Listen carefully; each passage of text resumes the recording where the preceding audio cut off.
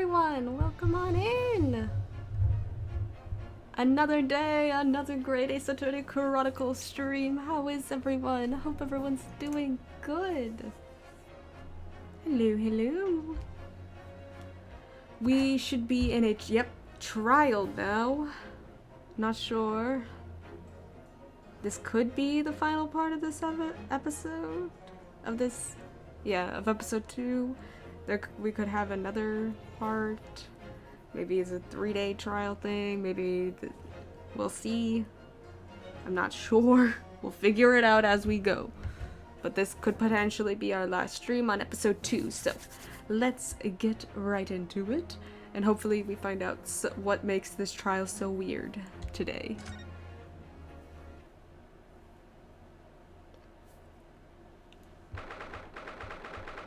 22nd February, 9:23 a.m. The Old Bailey, defendant's antechamber.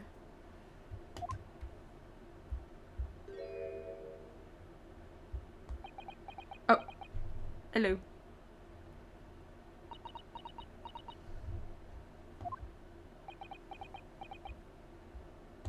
Great talk.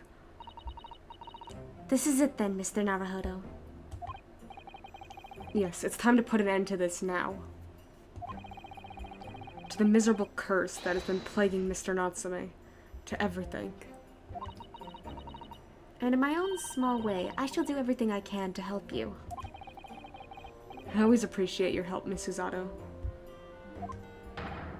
Suffering Sasuke selfishly sidelined. Ah! Good morning to you too, Mr. Natsume. Good morning! Good morning, locum student Mr. Naruhodo Esquire. Listen to you two chatting away happily as if the main player of today's trial isn't here. Why would you do that? Why? Oh dear, we didn't mean to cause any offense, Mr. Natsume. I thought perhaps that because you had your eyes shut so tightly, you were meditating, finding inner calm.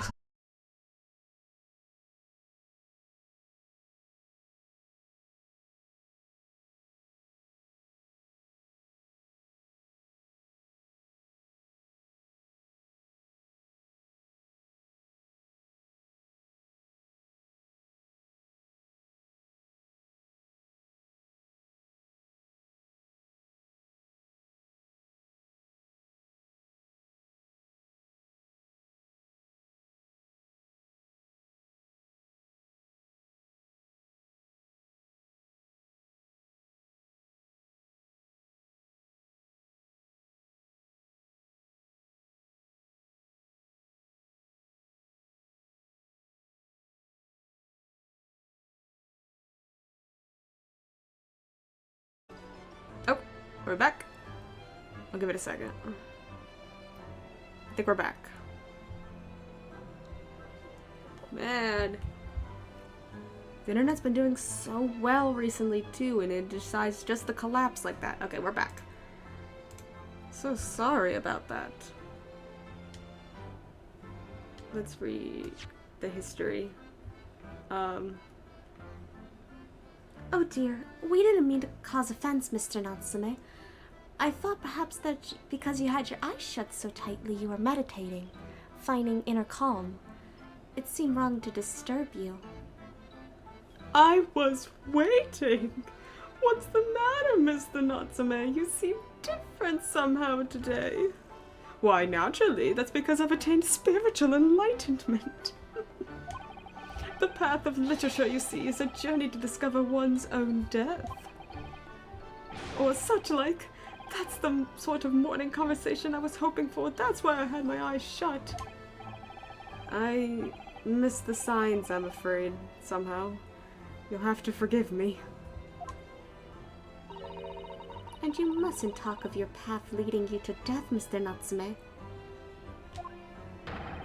That was just an example. Oh yes, there it is. Inner calm. He's the epitome of it. He's the epitome of inner calm. You barely came to see me at all yesterday. What, do you hate me or something? I was sure you would abandon me and return to our beautiful long-lost homeland. Long lost? Where did it go? Who stole Japan? We've not even been in Great Britain a week yet. Yes, well, anyway. I intend to set everything straight in court today. I'm determined to uncover the truth. The truth? I've actually reached an important decision myself. Oh? What sort of decision? I shall fill you in after the trial. Oh no. I fear. Alright. It would seem Mr. Sholmes isn't coming today after all. What the? He ditched us? That's rude. It's a very clever message, I think. My dear fellows, you must win this battle on your own merits. It's a very clever message, I think, that he's overslept again. The great detective, my arch nemesis. Long may he stay away, if you ask me. Oh. Defendant, and your legal representative. Trial is about to begin. Make your way into the courtroom immediately.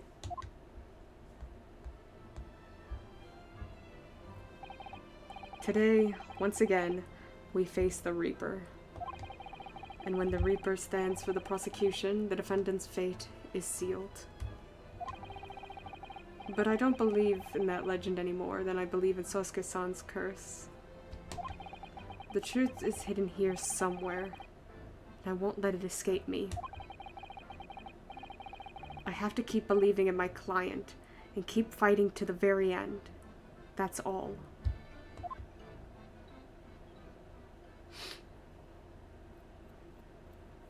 We love believing in our client. It's only failed you once before, Renosuke. 23rd February, 9:40 a.m. The Old Bailey courtroom. That's weird. That's weird. Why late? Why are we late? In the name of Her Majesty the Queen, I hereby declare this court to be in session. It's not always a 9. It's... Has this game's always had its trials at this time? Or has it been at, like, 9? Like every other game? 9 on the dot. I don't know, that just felt like a weird time. I'm gonna have to go back and look at all the other trial times. I'm gonna pay attention to that now. I call upon the counsels for the prosecution defense to declare their willingness to proceed. The prosecution is ready. Yes, the defense is ready. Very good. And now I call upon the 6 ladies and gentlemen of the jury, chosen by lot to represent the will of the people in this trial. Are you ready to proceed? Let's see these jury. Why is he always here? He's always here. Absolutely. Justice will be done. You mark my words. I feel obligated to say I feel especially ruthless on days when my heart is just sitting just right. Oh, that's right, it's the same people. Done. Yeah, why would they change the jury? For some reason I'm thinking this is a new episode. I distracted myself. Of course it's the same jury from before. Oh, well, I wonder if you could adjust my heart for me, and please be as ruthless as you like. Thieves deserve to die, if you ask me. Especially gas thieves. I've no sympathy for the man at all. Look, I said it yesterday and I'll say it again now. I don't have time for this. I've got my own problems. Oh, may the Lord show us all the light here and lead his flock to a righteous verdict again today. Thanks, buddy. Now, Lord Van Zeeks, what can you tell us? Nothing. Cool. Got it. The prosecution's report, please? For the court. In relation to the theory expounded by the defense yesterday regarding the defendant's tea. So he does have the results, and I bet that there's no poison in it.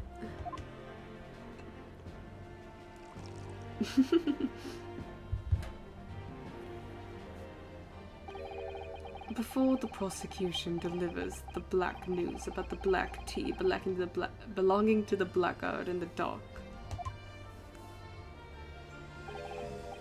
pray allow me a moment to savor a liquid of more sanguine hue. Okay. In fact, I'll defer to the good detective for the report.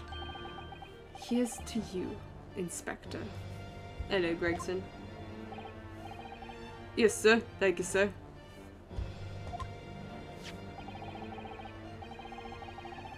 As indicated by the defense, we found a bar of soap just outside the victim's window in the snow. And there was indeed a frozen reddish liquid in a little depression on the top of it. Yes, that's the tea!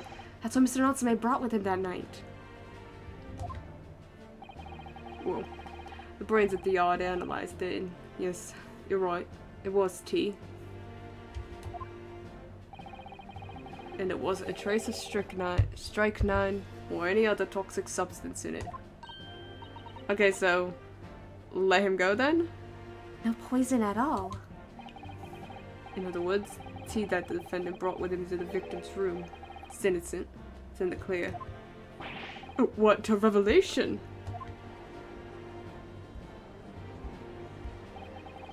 As I suspected. This makes it quite clear. The defendant, Mr. Sasuke Natsume, is blameless here. Oh my god. My learned friend is jumping to conclusions again. A typical Nipponese reaction. What? Yes, it's true nip poison was found in the few drops of liquid recovered from the soap on the window ledge. But that doesn't— Shut up! No. You're grasping at straws, and yet I'm the one that has to prove my argument over and over and over again. Evidence is everything in court. Apparently. It's supposed to be, apparently, in this universe. But the prosecution never has to have evidence. Ever. When it should be that's their job. Evidence is the prosecution's job, not my job. But what logic is that? Would you take a drop from the Thames and conclude that the water in the ocean isn't salty? Inspector Gregson said himself they only needed to test one drop. He said that. I remember that distinctly. Him saying, we only need one drop to be able to tell if there was poison in it. No. Do not fall for his pretty words. My word. The water in the ocean is extremely salty, Counsel. There it goes. Exactly. Unfit for drinking. Just as the victim's tea was on the night in question, as the court has already heard. Blah, blah, blah, blah, blah. Bitter was the precise word from the lips of Mr. William Shamspeare. Okay, it's tea. Whom the prosecution now calls back to the stand.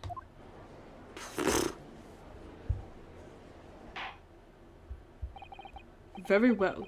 I will uphold the prosecution's request. Mr. Shamspeare. Yes, it sounds like we're going to have another confrontation with our theatrical friend.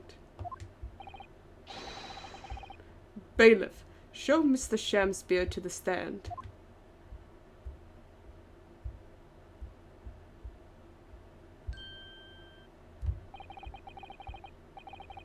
Mr. William Shamspeare, the victim of this despicable crime.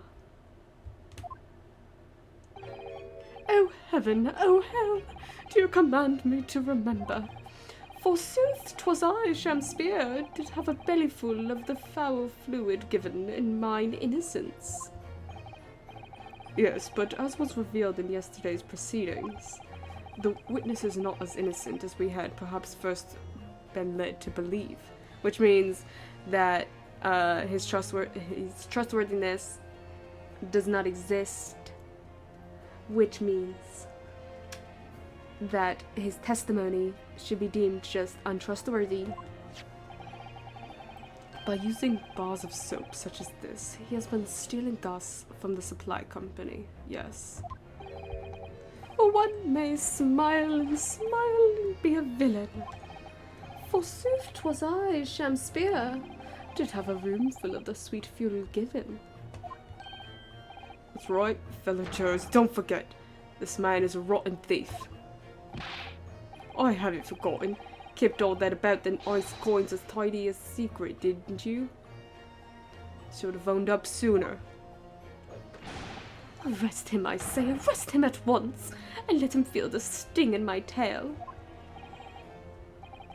Oh, indeed, by dint of vile and cowardly means have I plotted to further mine own ends, I confess. Thou wouldst not pardon my sins, of that I am sure.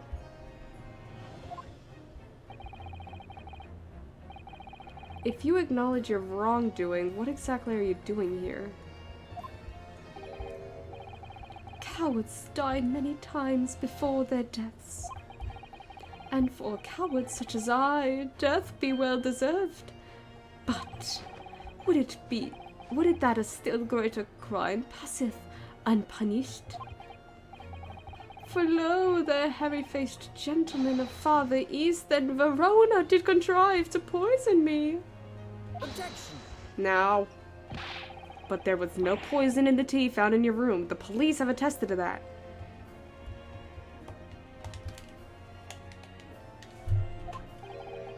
What the defense would assert as an inconsistency will quickly be cleared up by the witness's testimony. Is that not so, Mr. Shakespeare? Verily, my liege, I would most gladly speak. Very well.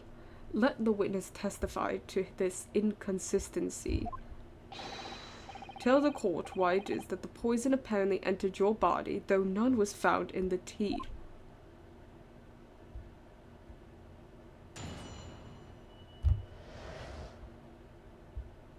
The tea inconsistency. The Japanese man did come to my chamber with tea brewed in a pot. 'Twas in my cup alone that the wicked miscreant sickly poured his wicked poison. Was feigning distraction, our debate, ne'er did a drop of his own drink pass his lips. When he departed by and by, I did use the tea that remained in his cup to make coins of ice. Thus 'tis no surprise that poison be not found in the tea I did pour into the moulds of soap. That's dumb. It's a dumb argument. The poison was slipped into the cup after the tea had been poured. The normal way for poison to be administered, in my experience. Quite. Otherwise, it would be disastrous if the poisoner were to mix up the cups, for instance.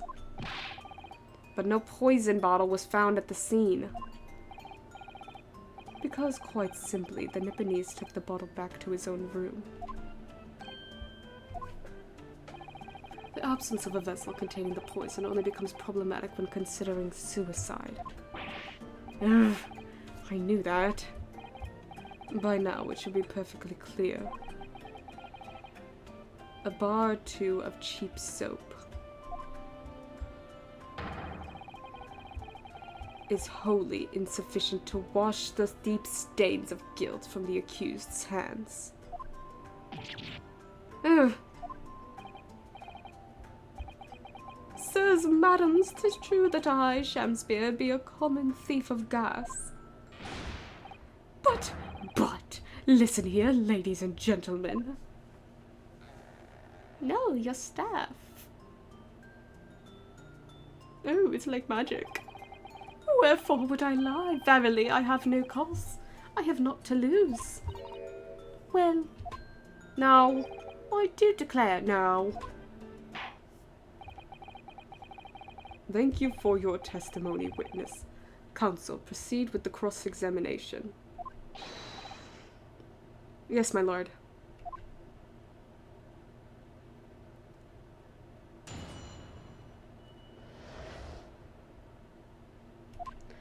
So, did come to my chamber with tea brewed in a pot.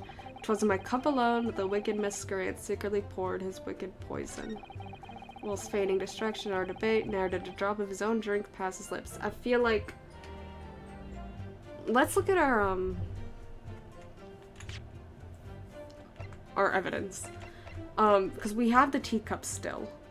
I wonder if there's, like, anything here to, like, prove that he drank it.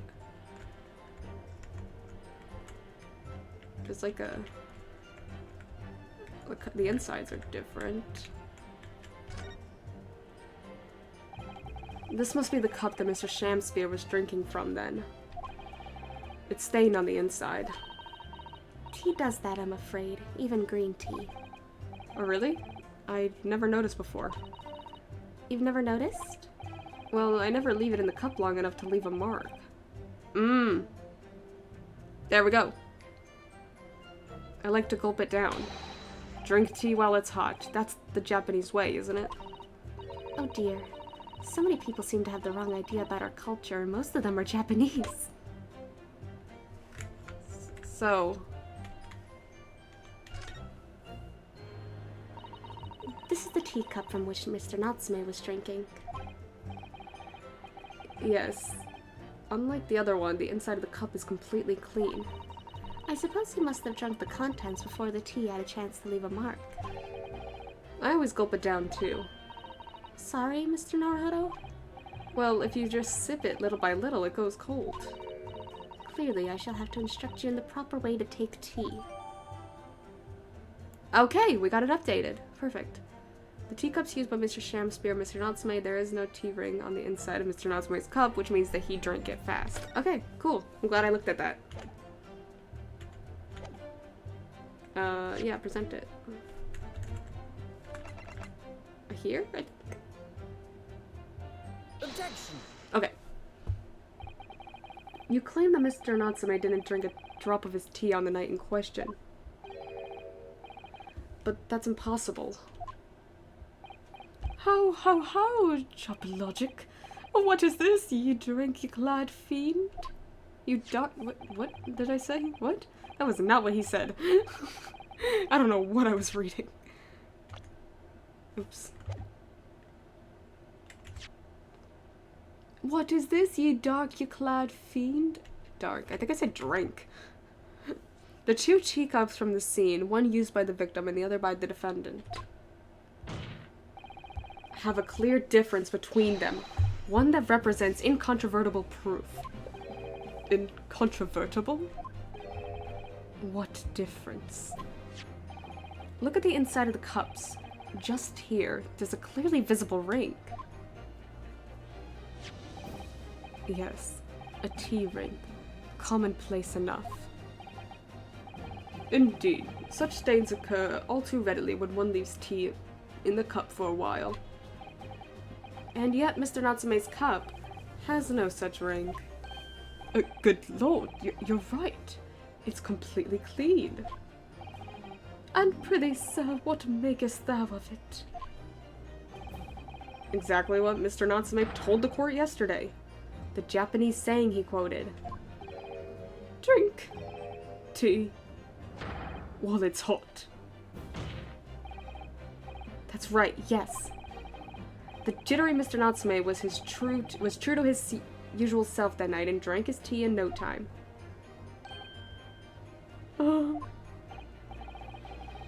If, as you claim in your testimony, he didn't touch a drop of his tea, a ring would have developed on the inside of his cup as well after the several hours the tea was left standing. But, in short, Mr. Shamspear, you clearly lied to the court. Wow, who could have foreseen? Get thee to a nunnery!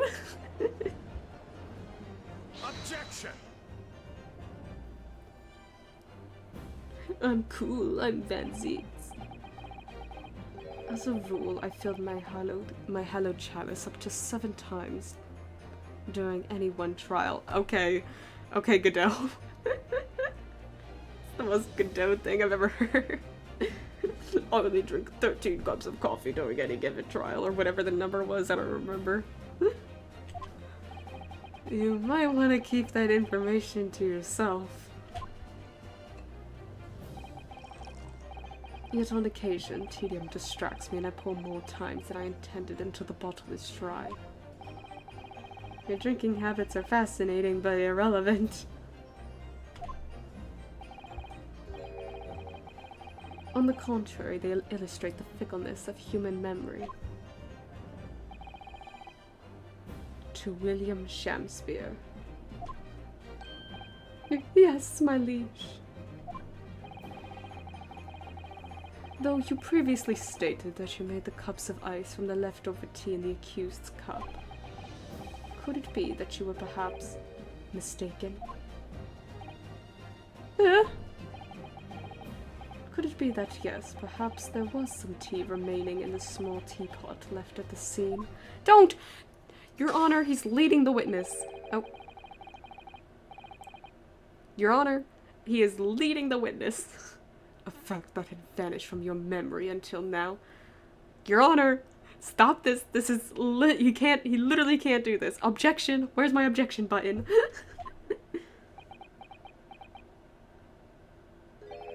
Faith, my liege, thou art a magician. Oh my god.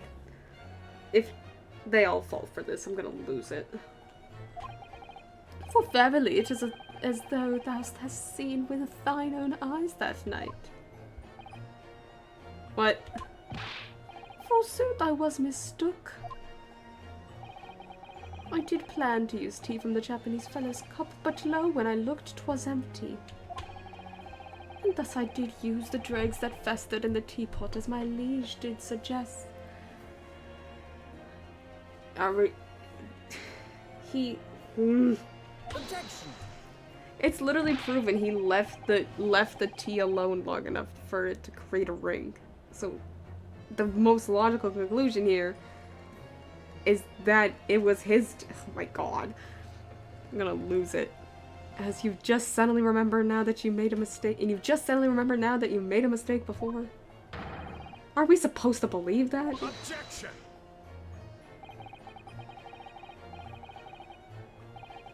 People's memories are imperfect, my learned friend, which is why we rely on evidence instead. Oh, go on, show me your evidence. Show it to me. But in any case, it makes no difference.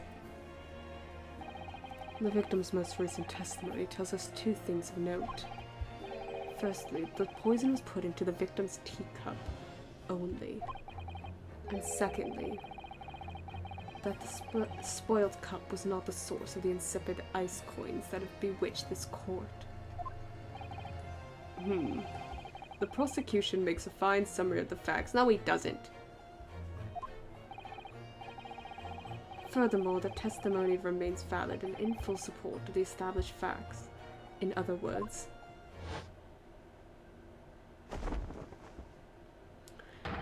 the inconsistency claimed by the defense simply does not exist. Me. No. What does this mean, then? I do declare it means there's no issue with the gas thief's testimony. Apart from the bit about thieving gas, obviously. My lords and ladies and gentlemen of the jury, I do solemnly swear, after I did dine at Grub's Grubbery Ale House that night, not did pass my lips, but the black tea given me by the Japanese whose back be stooped as low as death. And on what did you dine, sir? Why, I did partake of my favorites. A broth as wouldst be called soup, and a leaf as wouldst be called salad. Okay. As insalubrious a menu as the establishment where it was served. Okay, he was poisoned at the establishment then. Like, there's so... But you gods will give us some faults to make us men. Willingly would I suffer what punishment 'tis seen fit to serve a wicked thief of gas, but I pray you wise and noble fellows ne'er forget the simple truth. That be one thing, and this be another. Shut up. I'm gonna hit this guy. No. Jurors all, you humble servant Shakespeare doth entreat you. Punish the Japanese fellow for his sins. My lord? Oh, no. No. There's no way the jury are falling for this. If I may speak, my lord, I swear if they start hitting their little stupid flame things. Yes, Mr. Foreman, I think the juries are ready to announce a verdict. No!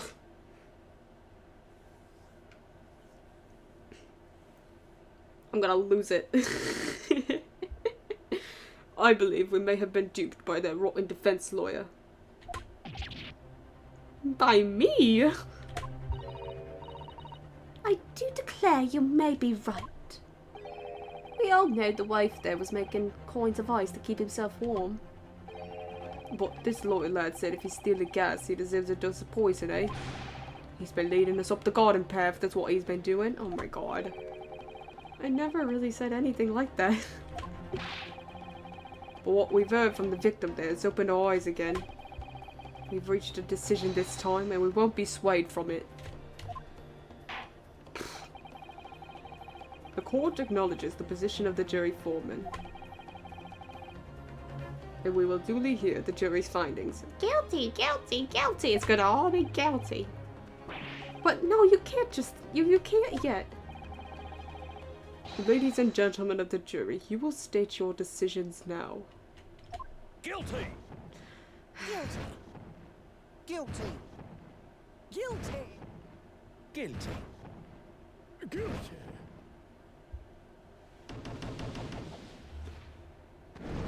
All of them.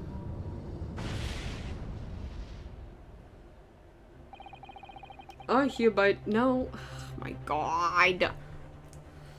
I hereby declare the jury to be in one accord. Oh, happy day. How is this happening? Renosuke, I have no idea.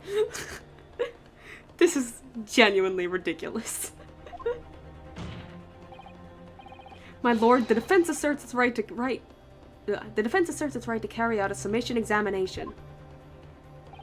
Very well. The court upholds the defense's right. Typical. My learned friend is unable to accept the obvious truth. The trial will therefore enter its second summation examination immediately. Jurors, the court calls upon each of you to state the grounds upon which you find the defendant guilty of the crime of which he is charged.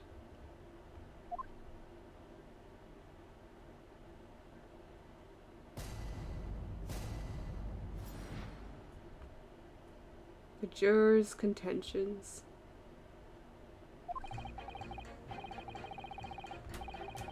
I'm a man of logic, me, and having considered all the evidence, the defendant must logically be guilty.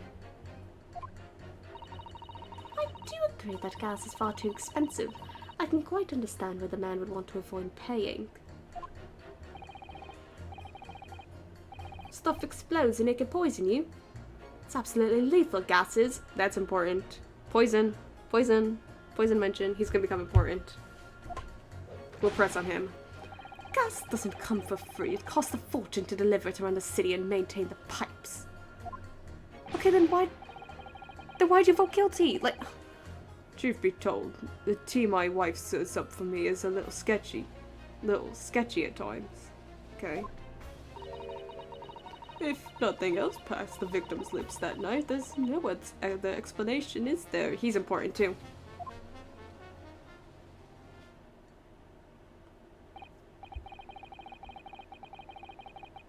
Number 3 and number 6 I got my eyes on the most.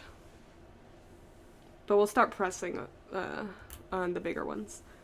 I do feel that perhaps personal opinion about gas and its supply has influenced decisions somewhat. But never mind. No. It feels a bit biased. No, you really should mind. The truth is, our counter-argument wasn't as unassailable as we'd hoped. And Mr. Shamspeare was poisoned, there can be no doubt of that. Then how are we supposed to turn this around? I think we need to establish the method by which Mr. Shamspeare was actually poisoned. It was a gas thing, I bet. Our only hope is to demonstrate that to the court incontrovertibly. But that's surely almost impossible at this stage. If we don't manage it, though, Mr. Natsume will... He'll be found guilty. No delays, counsel. Proceed with the summation examination.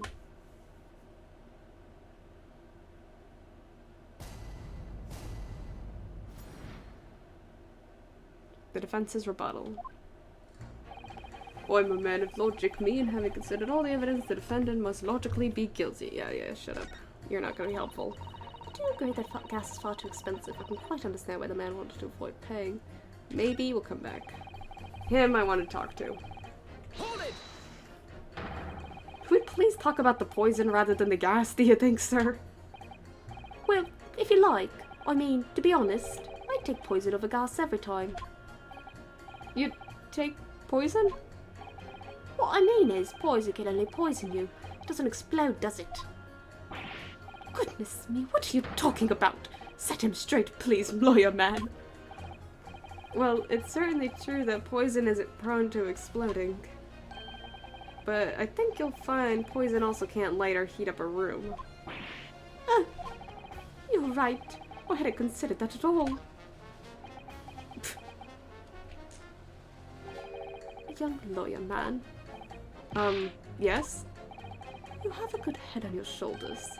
We could use someone like you as our company's legal representative. Oh. Me?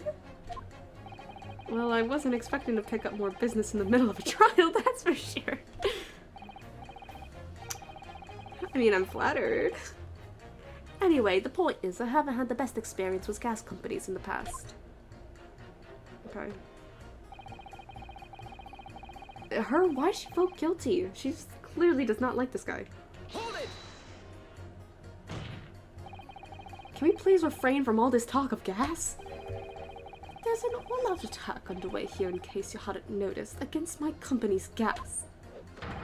Am I supposed to sit here and take it, am I? I don't think so. She's really buzzing now. All I've heard about our wonderful fuels is explosions and poisonings. What about electricity, What about getting electrocuted? What about that? A little explosion here and there is nothing in comparison. Any explosion could hardly be described as nothing, madam. Nevertheless, the theft of your gas is deplorable. My point exactly, but the gas thieves aren't even the worst of our enemies.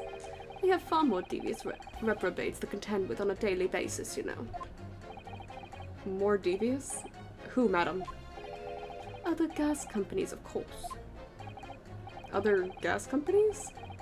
Not quite what I was expecting. We generate gas, we deliver it to our customers fair and square. Indeed. Nobody is questioning that, madam. Altamont is an exemplary gas company. But there are other unscrupulous gas companies here in London that don't have any gas at all. What? But if they don't have any gas, how do they go about selling it to people? You wouldn't think it possible, would you? But they steal our gas, you see, and sell it. They steal your gas? How on earth is such a thing possible?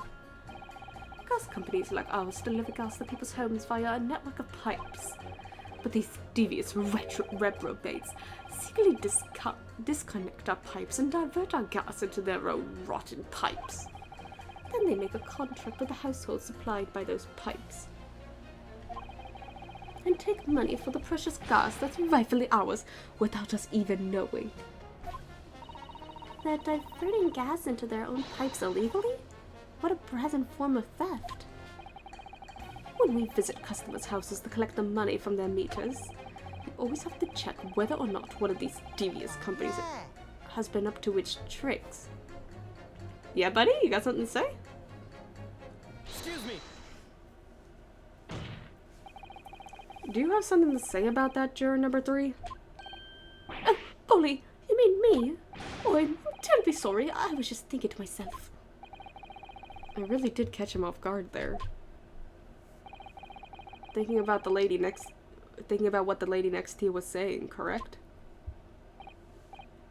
Well, yes. I just get a little riled up about it, you see. Go on.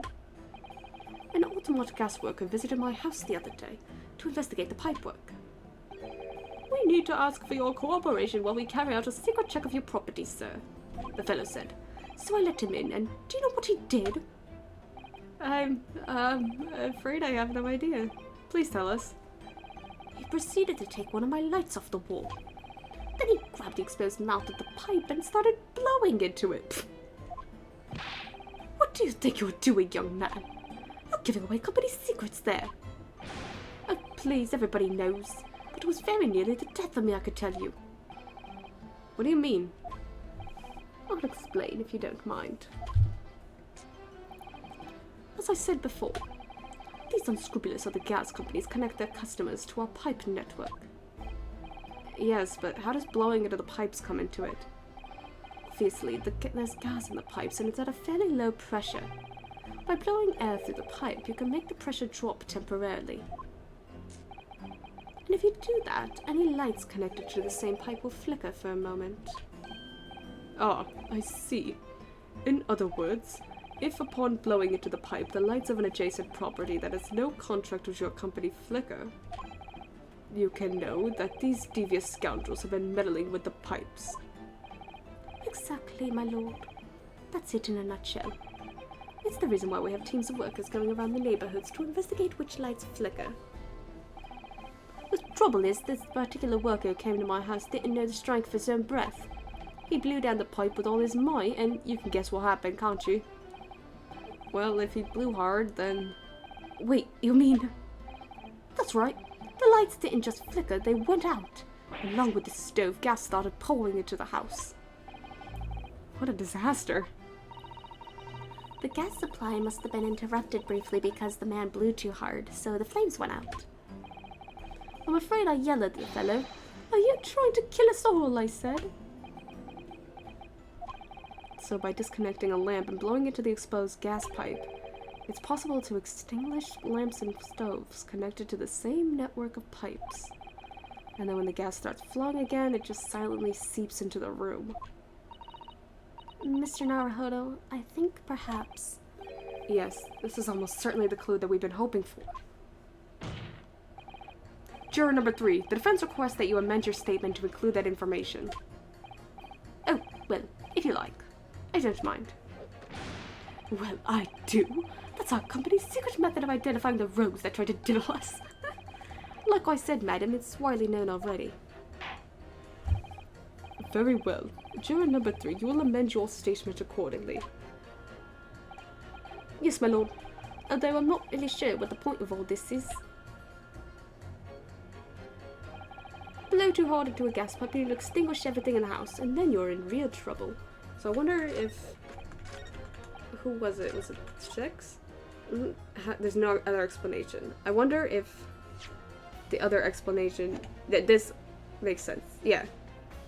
Yeah, let's pit them. If it doesn't work, oh well. We'll just keep pressing. But I think we got it. Objection. Those two statements clearly contradict each other. Good gracious. To whose statements do you refer, counsel?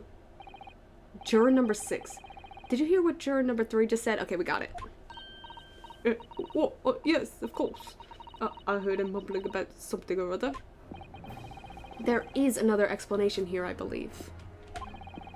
Something besides Mr. Natsume's tea did, in a matter of speaking, past the victim's lips on the night in question. What? What explanation? I wonder, did the police check the mouth of the gas pipe feeding the wall light at the scene? To see if there were any traces of poison there?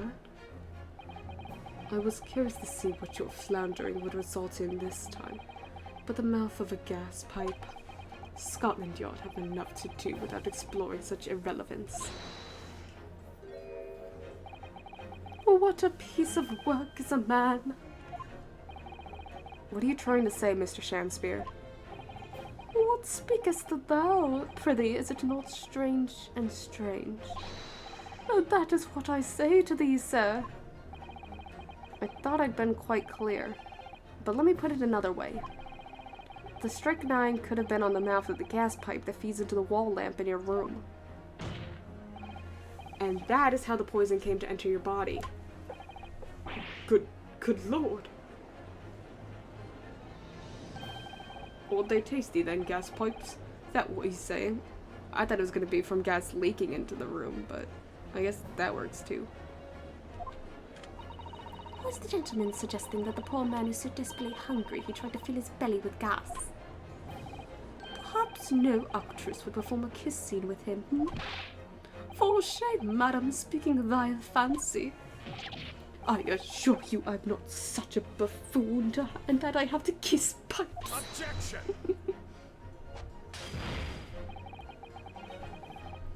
There is no summation examination. This is a farce. The prosecution will not stand for any more of my learned Nipponese friend's conjecture. To begin with, the lamp in the victim's room is high on the wall. In order to replace his lips to the pipe that feeds it, he would have to be a contortionist. These are empty assertions. There is no possible proof that the man did as you say. Objection! It's true. I have no proof that Mr. Shakespeare put his lips to the pipe. However, I can say with some certainty that on multiple occasions, Mr. Shakespeare has been doing something in front of that lamp on his wall. And I have evidence to prove it. Do I? Do I? No.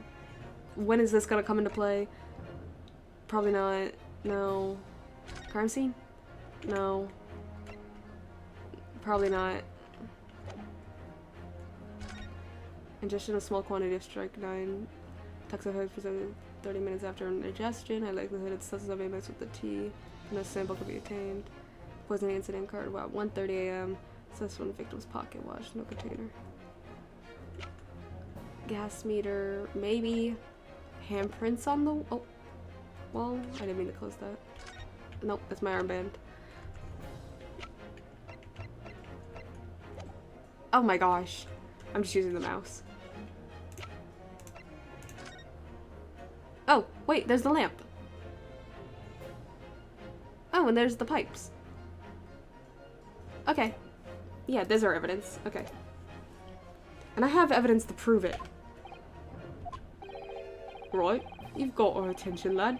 I'd love to see you can be so sure of yourself. So would I. Let's see this evidence then. Now that I've got the jury's ear, I need to make this opportunity count. This is the proof that time and time again, Mr. Shakespeare stood in front of his gas lamp. Take that! What the? These are... Wait, what are they called? Yes, skin prints that were found at the scene. Skin prints, counsel? I've never heard of such things. The Justice Ministry is currently assessing whether or not to permit fingerprints as evidence in court, however. My lord, this is an exciting new forensic technique developed by the great detective, Mr. Herlock Sholmes. It reveals all the places that Mr. Shakespeare touched in his room. Oh, I've never seen anything like it. I mean, that's black magic, isn't it? Well, if anyone could invent something like this, it's that great Sholmes fellow, that's for sure. I agree. This month's edition of Engineering Thumbs was quite fascinating. We found skin prints in many places that you would expect. On the table, on the costumes. However, Mr. Shamspear also appears to have been touching some very unexpected places in his room. For example, here. Around the hanging picture, then. Indeed, multiple handprints appear to be visible.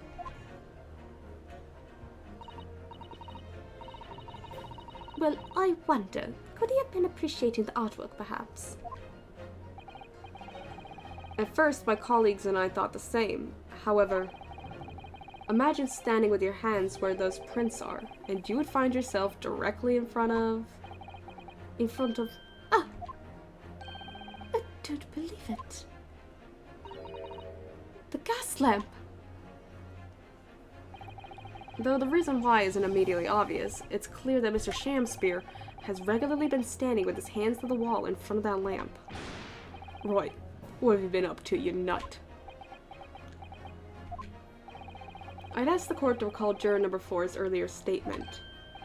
Me? What did I say?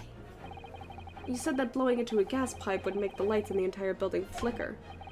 And now, if you'll recall juror number 3's statement... What? Me now?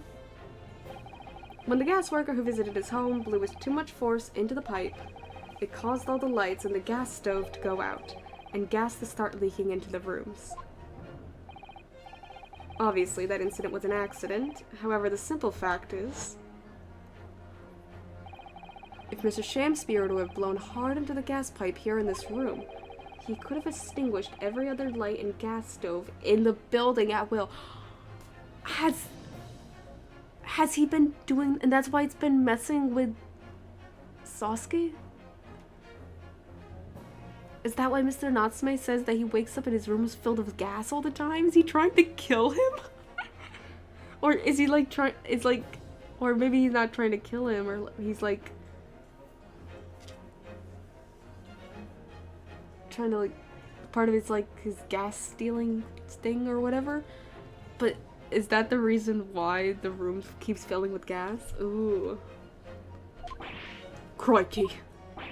Oh, are you suggesting that the man purposefully caused the gas to... Objection!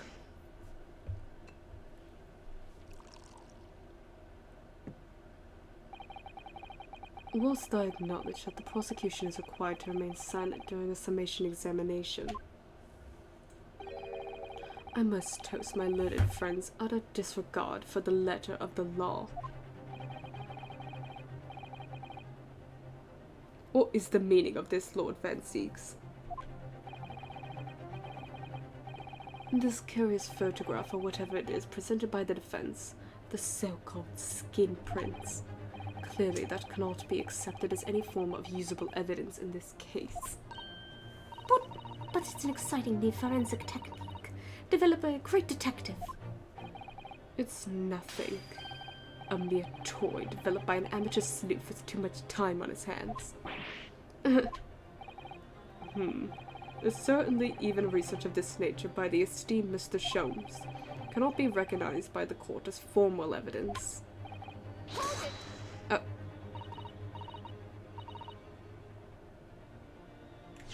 Oops. But... Please, my lord, if I may. Mrs. Otto? It was not the defense's intention to submit the skin prints as formal evidence.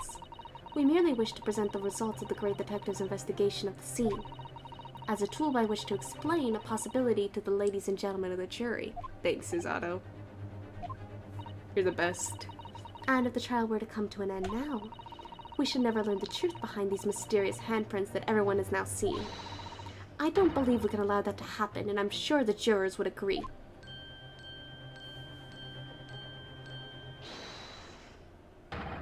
You're right. Whether those strange handprints are a significant clue or not, it's down to us to decide. Juror number 3. Oh yes, I do declare the great detective's investigation results sound absolutely fascinating. But I want to hear what that shady actor fellow has to say about those shady handprints.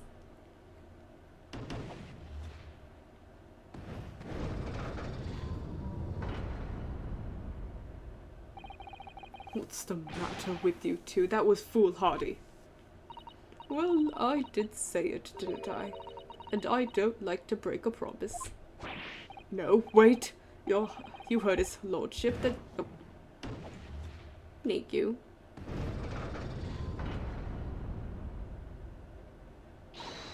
Oh, well done, Mr. Naruhodo. It's not fair dinkum evidence. If just one more juror changes his or her mind, Mr. Natsume's trial will have to continue. Thank you, Mrs. Otto, but I couldn't have done it without you. Oh no, it was you who identified the clue after all. This is very much your success. Why, Mr. Shamspear, you seem to be losing your composure.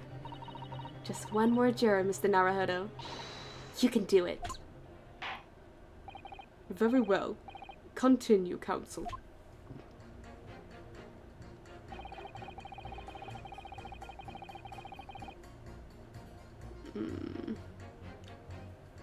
Let's just start pressing everyone, because I'm not sure. And that was the only thing I was confident on before. All the evidence, you say.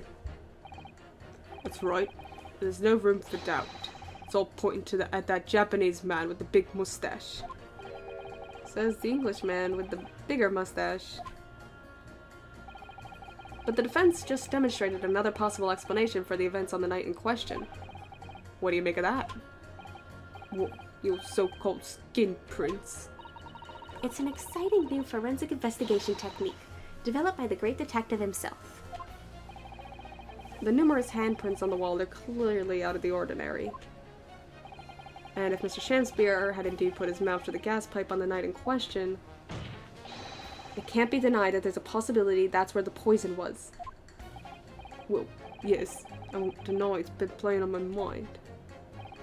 But as the prosecution rightly says, we should pay no heed to unacceptable forms of evidence. And besides, yes, even if the fellow has been up to some mischief with the gas pipe dozens of times before, doesn't mean he got up to the same shenanigans on the night in question, does it? Oh. If you can't make your case better than that, I'm afraid I can't change my stance. You do make a very valid point, sir. What? No, don't revert you. That's true. Perhaps I was a little hasty. No. To keep your innocent. No, wait. Look, you've got your chance here, haven't you? It's time to prove your theory. I don't know how, so I'm going to save.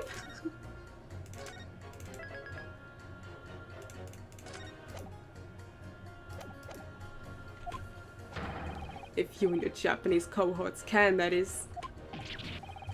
Just leave our nationality out of this, please.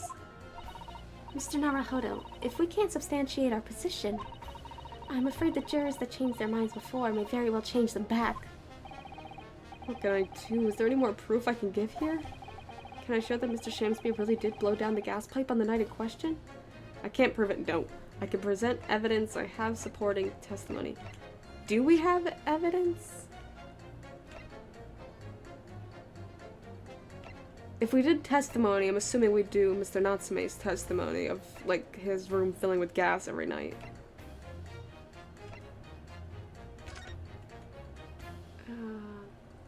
Don't see anything here.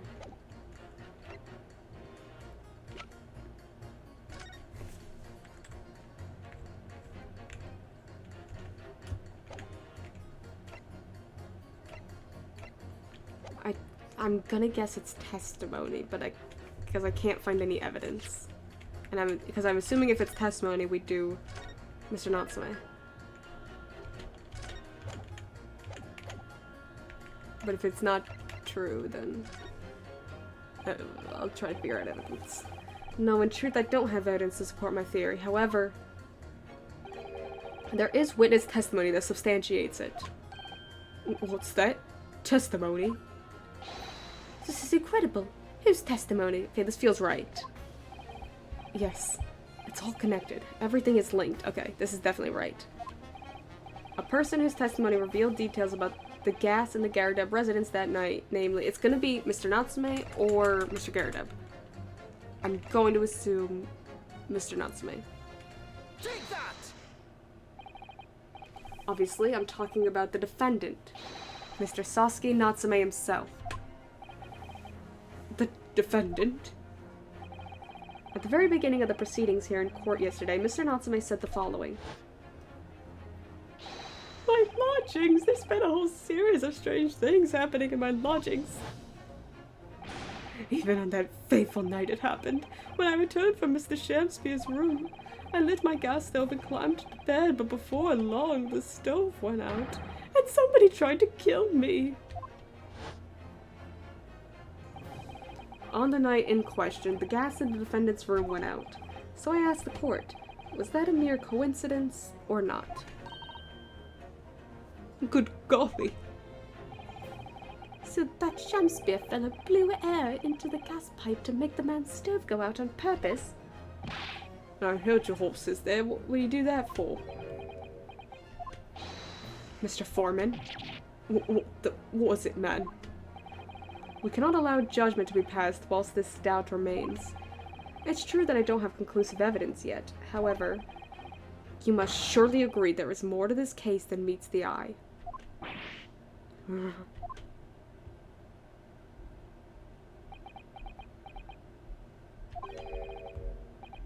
Fair enough. Like I said at the outset, I'm a man of logic first and foremost. Thank you.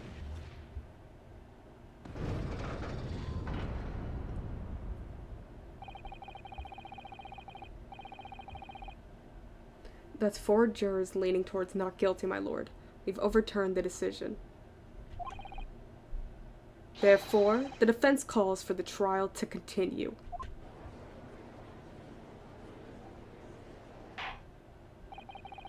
As the defense has rightfully indicated, the summation examination has concluded with the majority of jurors altering their decisions. 2 jury members now called guilty, 4 now called not guilty. Therefore, the jury's opinion is conflicted, and in accordance with the law of this land, I hereby order the continuation of this trial. Mr. William Shamspeare. My lord, how can thy humble Shamspeare serve thee? What say you in response to the various revelations made during the summation examination? So God mend me, I do solemnly swear, I recall aught of either the lamp or the pipe. But your handprints are made a tidy mess all over the wall there. How'd you explain that, eh? I am done with this. The dignity of this great courtroom has been sullied enough already. Juror number 5. Not juror number 5. He didn't apologize to the gallery for attacking them with a glass bottle again. Who, me? As I went to some pains to point out already.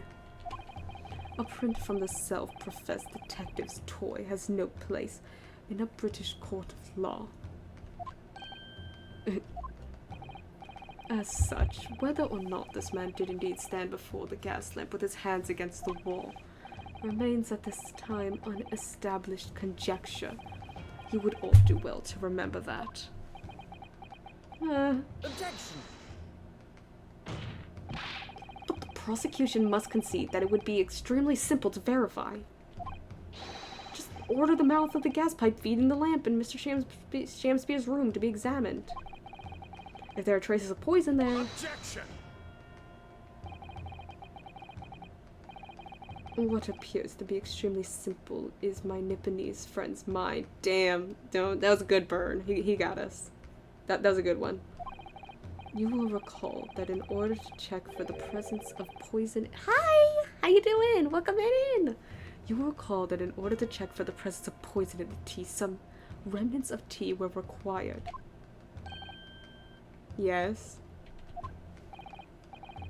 Therefore, it shouldn't be beyond your wit to imagine that even if the poison were to have been spread on the pipe, it would have completely evaporated by now, making any analysis impossible. Doing okay, took a nap after work. Yay, love a nap, love a good nap. Ugh, I didn't think of that. In any case, Counsel, I fail to see what could possibly have motivated the man to do as you describe. Why on earth would this fellow have wanted to blow air into the gas pipework where he lived? There's only one possibility that I can think of, and that is to use the leaking gas to commit murder.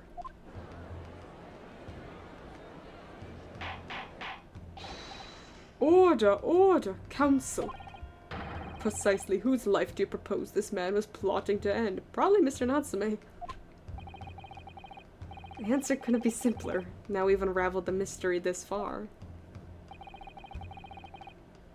Mr. Shamsphere wanted to end the life of Iris Wilson. Nah, it's Sasuke. Take that!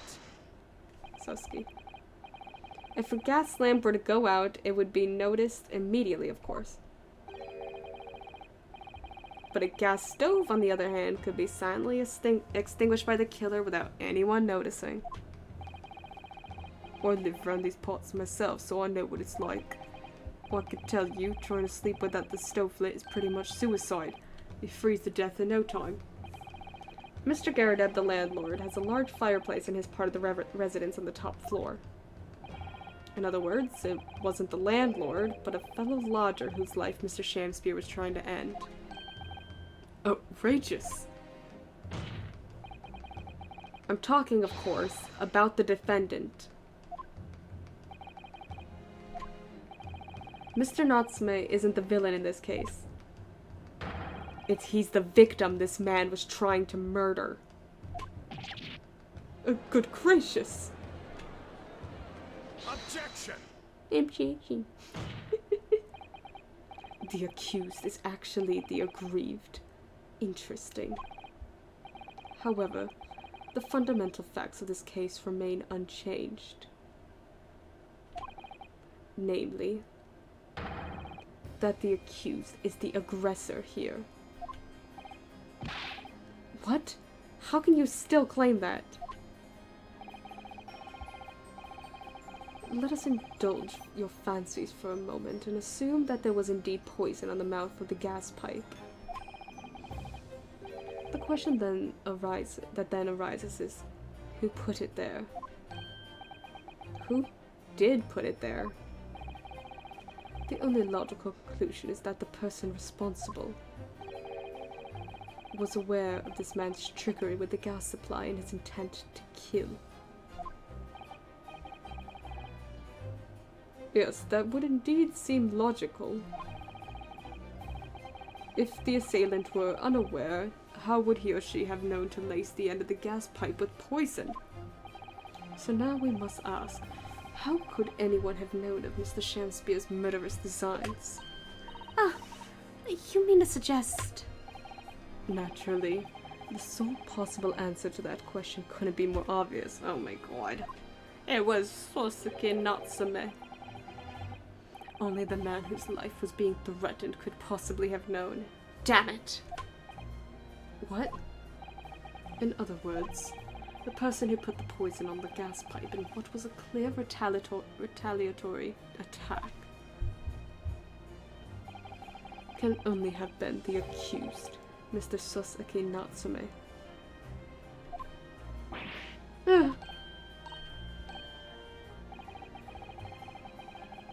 Whatever Mr. William Shamsphere may or may not have contrived to do, he was nevertheless the victim of a potentially lethal poison attack. And the person who could possibly have perpetrated that attack is the accused, Mr. Natsume. Damn it.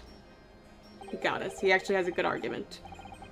The defense counsel's theorizing has failed to avert suspicion from the accused. Far from it. This is fair. This is a pretty smart prosecution move here.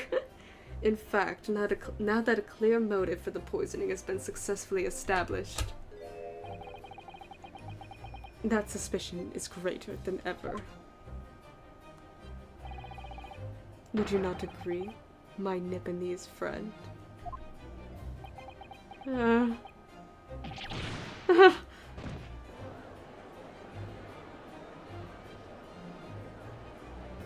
Shoot. He got us. How did he manage to turn that around on me so rapidly? Mr. Naruhodo, you must respond. Otherwise, the members of the jury may very well change their leanings against us again. And this may be our last chance to gain the advantage. What advantage? Well, it would seem that somebody put poison on the gas pipe in Mr. Shamspeare's room. And so we must name that person now and absolve Mr. Natsume of guilt. You mean name the true culprit? I have no idea who the true culprit is. I know it may sound impossible, but if we fail to do that, I have no doubt that Mr. Natsume's fate will be sealed once and for all. As it happens, one possible culprit does come to mind. The evidence, the poison, it's all pointing to our particular person now. The prosecution calls for the jury to consider their leanings again. I trust you'll make the correct choice this time, Mr. Foreman. What? Oh, don't you worry. Oh.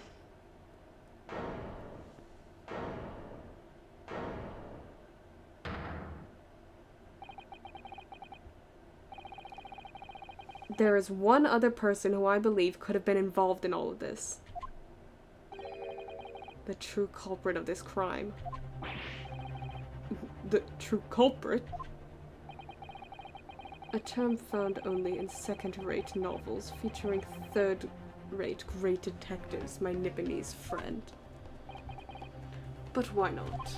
This farce has gone on for so long already, I see no reason to cut it short before its disappointing climax. Thank you. Tell us, my learned Nipponese friend, what is your latest theory? Fonzies, please do not insult our good friend Shelves. So, who is the so-called true culprit of this crime? Okay. I have genuinely no idea. So let's go through this one by one. Susato? No. Iris? No. Shelms? No. Olive Green? Makes sense. I could see it. She would have motive. Probably. And it makes sense why they brought her back. No. No. Probably not. Definitely not. Definitely not. Meh. Eh. And he's dead. I think our best option here is Olive. Because if it's not her, I have no idea. Take that! The name of the person responsible for the poison that afflicted Mr. Shamspeare is, I believe, it's Susato. Susato. That's why she had to go back to Japan because of this trial. Damn it, Susato. The name of the person responsible for the poison that afflicted Mr. Shamspeare is, I believe, Miss Olive Green. Okay. Miss Olive Green? Miss Olive Green.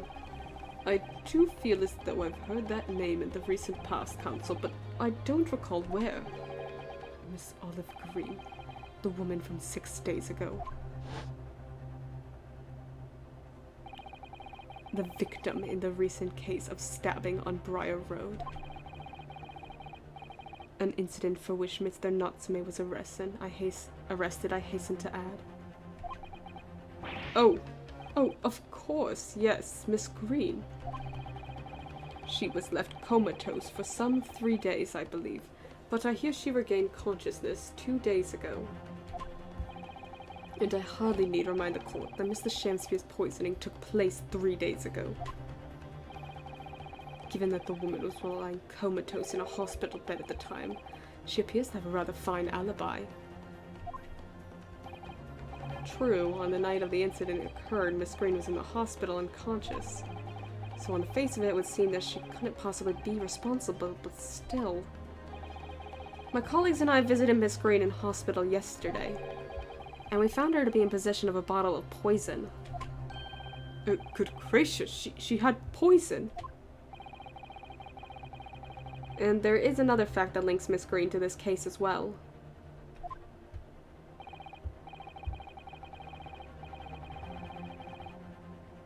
The defense requests that she be brought to the witness stand in order to explain the details to the court. Tell me, Mr. Shakespeare. My lord, pray what be thy bidding?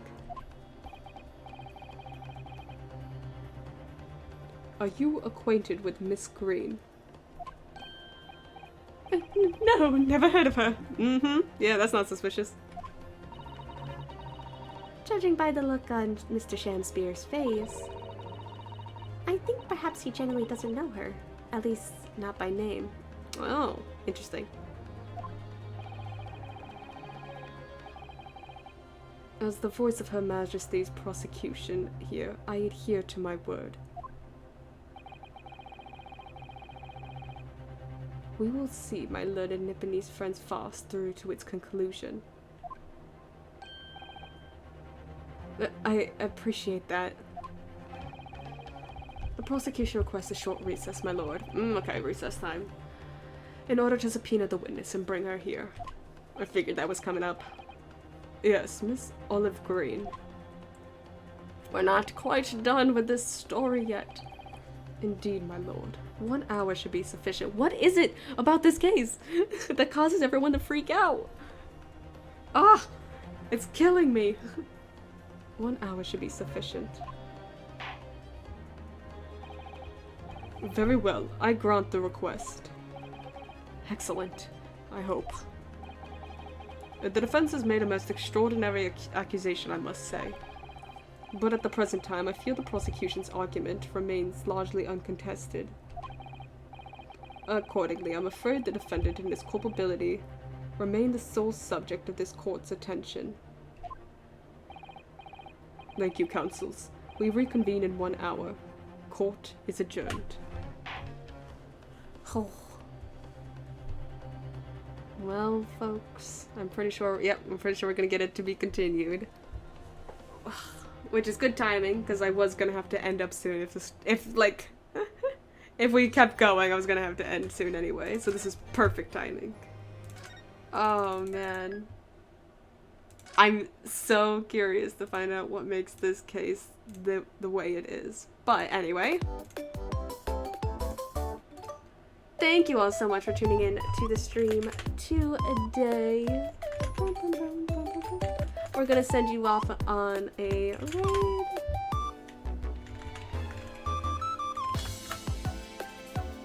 There we go. Worked the second time. It was a pretty big theory I had at the time here. I will not say whether it was right. A reason for Susanna to go to Japan. Ooh, be sure to tell me after we find out the actual reason. I'd love to know your theories.